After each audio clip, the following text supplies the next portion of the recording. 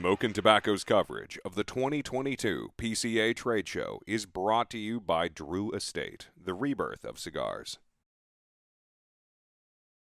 What's going on, everybody? Matt Tabacco from SmokinTobacco.com. I'm here at the Tatuaje booth. The legend himself. Hi. Pete Johnson. You guys know this guy? I think he's been around a little. How you doing, guys? How you been? I'm good. Good. It's been an eventful week. I'm sure. Yeah. It's been a pretty crazy 2 days for us. Yeah. You guys were slammed yesterday. Yesterday was, I felt like a top being spun around. And today I get to relax a little bit more. But, yeah, it's been so far so good. Yeah. Yeah. Well, that's good. You know, the trade show's a lot busier this year than it was last year. So. Well, yeah, and you know what, man? The culture is super strong right now. I hope the market still stays strong. We'll see. We'll see. But I think I was telling multiple people this week that, you know,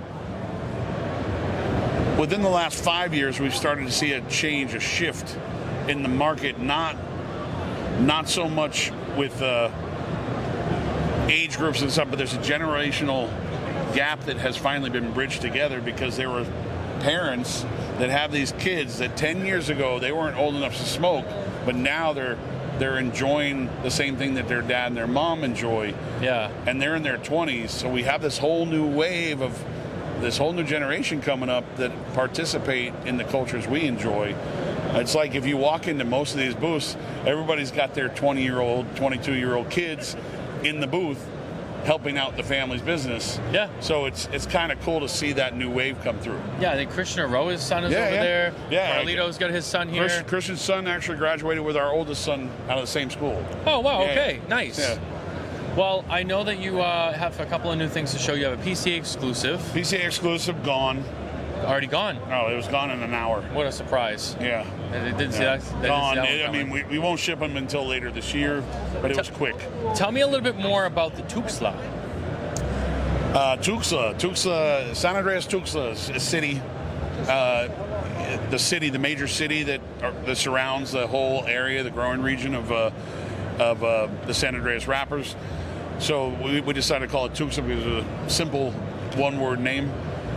And again, we talked about this earlier, but San Andreas, when people say San Andreas or San Andres, but if they say San Andreas, they think you're talking about this fault line in California. Yeah. Which is not the same thing. But we're releasing, we already released the Tuxtla edition in the Avion 13, the 7th Tuxtla, and then also the T110 Tuxtla. But at the show, we did a pre-order of the pork tenderloin Tuxtla. So it's called Lomo de Cerdo to play on the whole, Spanish theme of it. And that's coming out sometime next spring. And you got it wrapped. We don't have it in the shop. You have it wrapped in the pork deli paper. That's how we originally wrapped pork tenderloin. Yeah. Pork tenderloin's from 2010. Yeah. So it was it's crazy because that we decided to keep the price at $300 retail, suggested retail, plus local and state taxes. But there's people selling original pork tenderloins for $1,250 to $2,000 a bundle. It's insane. So at $300, it's a deal. Yeah. But we're making a lot, so it gives the opportunity for people to have them on their shelf for a while. So last year at the trade show, you were showing off the T110s. You had 3 iterations of the T110s last year. So, and I know you said that you have a Tuxtla T110 here. I don't have it here. Oh, you don't have it here, but it's out on the market already. Yes. Yeah, we shipped those a few weeks ago. Are there any plans to continue or make more of the T110s we saw last year? Not right now. Not right now. Yeah, the T110s we saw last year, last March-ish, right? Not this past March, but the year before. I think it was like right before the trade show. It was right before the trade show when we finally got them all shipped, but those are kind of gone asleep for a while. Okay. And we'll bring them back a few years down the road. But we'd like to revisit the past limited portfolio and bring them out over time and let them go to bed for a while and then bring them back out again. Yeah. Because some of them I want to keep special and I want to keep them. Like this Tuxtla Lomo de Cerdo, as soon as we ship all of them, that won't ever probably come back for another 5-10 years. We'll see. I mean, I'm making a lot of them.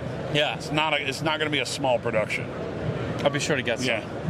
Now, last thing I wanted to ask you about was last year at the trade show we saw, and then it was delayed, your advent calendar. The advent calendars now, you know, we had 2 years made, 2021 and 2022. I'm just asking everybody to forget about the year on the box. Just forget about the year. It doesn't mean anything. It's just packaging. The cigars are different in each year. You have some repeats, regular production repeats, but like all the monsters are different from year to year. The Christmas cigars are different from year to year. The Halloween cigars that are in there are different from year to year. Those are now being shipped all at once in mixed master cases. Okay. So you get like a master case for the Advent. It's going to be 5 of each year, and those will be now shipping probably at the end of October. Okay, yeah. Nice. So once we finish the wave of the monsters, then the Advents will be shipped to stores, and you know, it's a kind of a packaging nightmare. Yeah. I'll probably never do it again. It was your idea. I know. Yeah. I feel like everyone else, you came up with it. Everyone else kind of did it, or a couple people did. Yeah, and actually, if I had to do it over, I would have done it differently. And it's funny because Corey from Oliva, I saw his new packaging on their new Advent. Yeah. And they did it the way I would have changed to do it, by doing it like a book style. Right, yeah. You open it up, and it's less shelf invasive. Even the one Abe did was kind of unique, too. Yeah, that was a big box. I have it at home. Do you? Yeah. And we also have it at the office, at my father office. Oh, nice. In the lounge on display. Now, last year we saw the Monster Mash. Yes. Which was really cool. Well, we released it, but we're no longer making it. Right. Yeah, that was a one and done. So that was a big production. Are we seeing a new monster this year? Yeah, everybody kind of knows that the new monster is the Drac, the Drac Redux. Right. We made a slight tweak in it. I won't tell you too much about it, but it's fair. It's a nice new rendition of Drac. Okay. Yeah. Just a little teaser there. Yeah. All but right. it's standard boxes of 13. Yep. And there's a twist to that too. So. Okay. Yeah. Well, we look forward to it, Pete. Thank you for being here with us today. Oh, thank you. Congratulations on everything you've been doing. You guys are killing it. This booth is busy. I appreciate it. You got some great releases. It's you know what, we don't have a tobacco shortage. That's the one thing we're lucky about with working with the Garcia family. They don't have an issue with tobacco, but there's other things out in the world that are slowing things down, and we just have to be patient. And we hope our retailers and the consumers will be patient too. So, yeah. Again, if we didn't have the consumers, we wouldn't be doing this. Yeah. You guys do the best you can, and thank you. That's it. You know. Well, great factory. Yeah, great factory. Well, Pete, thank you for being here with us today. Thank you very much. Guys, stay tuned for more coverage from PCA 2022.